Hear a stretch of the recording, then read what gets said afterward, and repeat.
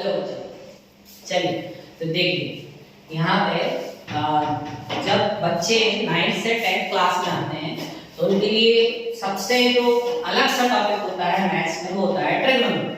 ठीक है, और ट्रिग्नोमेट्री में भी उन्हें फिर साइन की साइन कॉस टेन की सारी वैल्यूज याद करनी पड़ती हैं, 0 डिग्री पे, 30 डिग्री पे, 45 पे, 60 पे और 90 पे।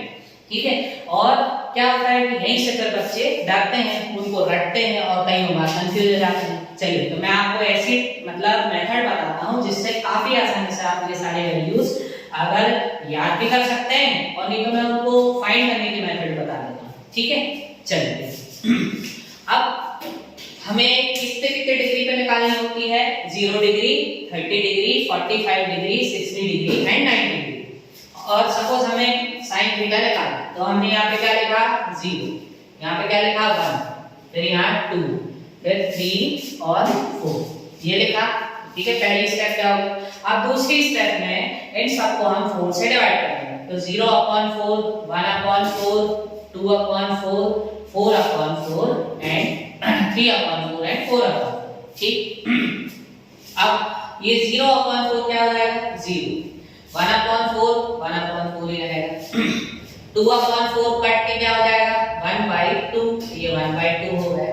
फिर इसी तरीके से 3/4 ही रहेगा और 4/4 कैंसिल हो जाएगा 1। ये आ गया, ये सेकंड स्टेप आ गई हमारी।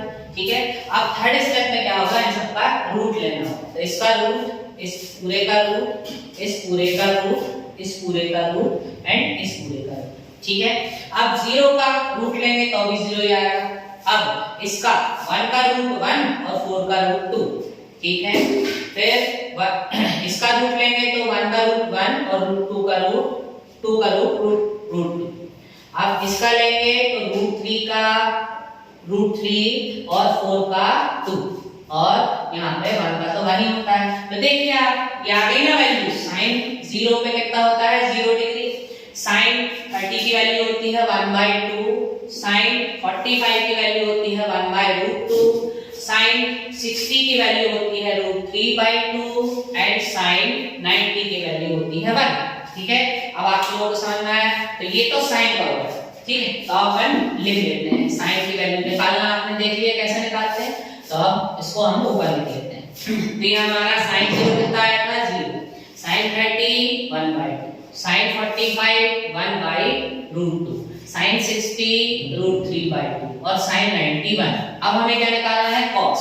तो अब कॉस की वैल्यू निकालना है, कॉस थीटा। तो कॉस थीटा का इंटरचेंज कर देते हैं, मतलब अब साइन कॉस 0 वो वैल्यू होगी जो साइन 90 की है, तो इसको उठा के हम यहाँ लिख देंगे तो ये बन जाएगा। फिर 30, तो इसको यहाँ लिख देंगे तो ये √3/2 हो जाएगा, ये ऐसे जाएगा, मतलब 45 पे sin थीटा और cos थीटा की वैल्यू बराबर। फिर इसके बाद 1/2 और उसके बाद 0। ठीक है, आप लोग ये समझ में आया? अब इसके बाद अब क्या? अब हमारा आता है tan। ओके, तो tan थीटा की वैल्यू क्या होती है? तो tan थीटा क्या होता है? sin theta upon cos theta, यानी कि आप sin की वैल्यू को ऊपर लिखो, अपॉन में ये लिखो, तो ये क्या आ जाएगा? sin 0 0/1 that is 1, sorry 0। ठीक, अब इसके बाद इसको लिखेंगे तो 1/2 और डिवाइडेड बाय √3/2, ये पलट जाएंगे तो 1/2 into 2/√3, इससे कैंसिल, दिस विल बी 1/√3। तो मतलब sin tan 30 की वैल्यू क्या होगी? 1/√3। अब फिर उसके बाद 45, तो 45 पे दोनों सेम है, यानी कि ये भी 1/√2 है और ये भी 1/√2 है, दोनों कैंसिल आउट हो जाएंगे 1। फिर 60, अब 60 पे तो ये देखेंगे √3/2 डिवाइडेड बाय 1/2, तो 2 से 2 कैंसिल हो जाएगा, क्या आ जाएगा? √3। और लास्ट में ये ऊपर आएगा 1/0। डिनोमिनेटर में जब भी 0 होता है तो क्या होता है? Not defined. क्या होता है? नॉट डिफाइंड, या फिर उसको बोलते हैं इनफाइनाइट बोलते हैं। तो ये हमारा आ गया sin cos tan। ठीक, अब आगे का मैं आपको बताऊंगा नहीं, मैं आपको बस रिलेशन बता देता हूं कि अगर हमें आगे जैसे sin cos tan, अब हमें cot की वैल्यू चाहिए, cot थीटा, तो कॉट थीटा क्या होता है 1/tan थीटा, ठीक है 1/tan थीटा या फिर cos theta upon sin theta. तो इन सबको 1 में कर लेंगे तो हमारा cot थीटा की वैल्यू आ जाएगी। फिर उसके बाद cot के बाद आता है sec थीटा। तो sec थीटा क्या होता है 1/cos थीटा, यानी कि ये हमारे cos की वैल्यू है, इन सबको अपॉन 1/cos करके हम sec निकाल सकते हैं। और लास्ट होता है cosec थीटा। cosec थीटा होता है 1/sin थीटा। हमारे पास sin थीटा की सारी वैल्यूज हैं, उनको 1 कर देंगे तो हमारे पास cosec थीटा की वैल्यू आ जाएगी। तो इस तरीके से हमें पूरी पीरियोडिक टेबल रटने की जरूरत नहीं है बच्चों।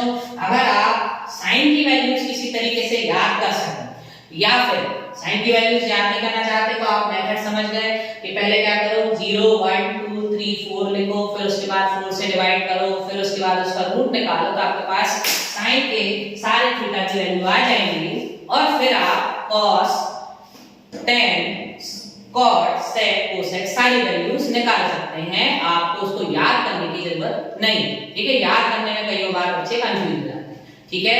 तो अगर आपको समझ में आया है तो हमारे चैनल को लाइक शेयर और सब्सक्राइब कीजिए और दोस्तों को भी शेयर कीजिए। Okay, best of luck.